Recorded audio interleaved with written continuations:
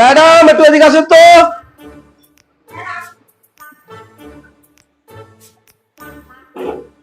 বলুন।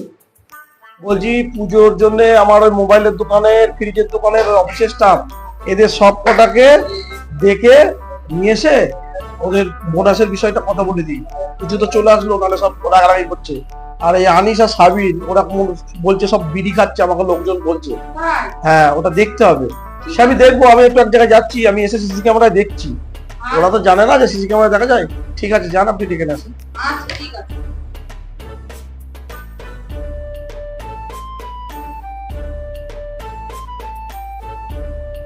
এই তুই এখনো লেট করছিস কেন আসতে? তুই আয়, বিড়ি খেয়েছিস আজকে নিশ্চয় নাকি? ওখানে লুকোচ্ছিস কেন তুই? পায়খানায় গিয়েছিলি? পায়খানায় তো খুঁজলে মনে হয় বিড়ি না সিগারেট কিছু পাওয়া যাবে।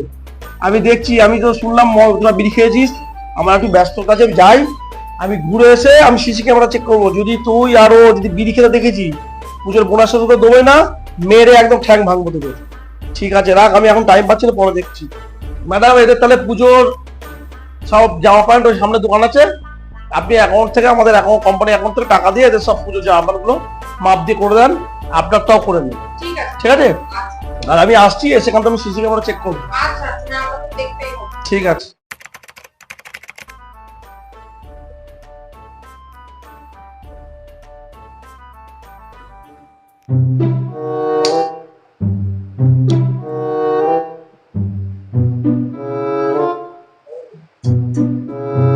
মদটা কবে খাবি?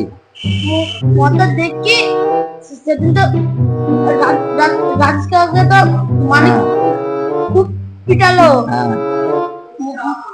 মনে মনে আছে তো?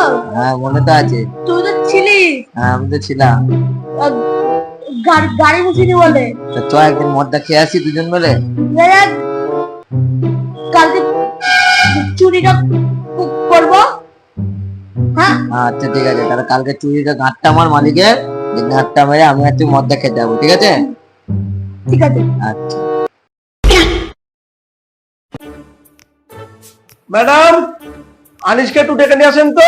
ওই সাবির ওই মালটাকেও নিয়ে আসো, ডেকে নিয়ে আসো, সাথে করে নিয়ে আসো।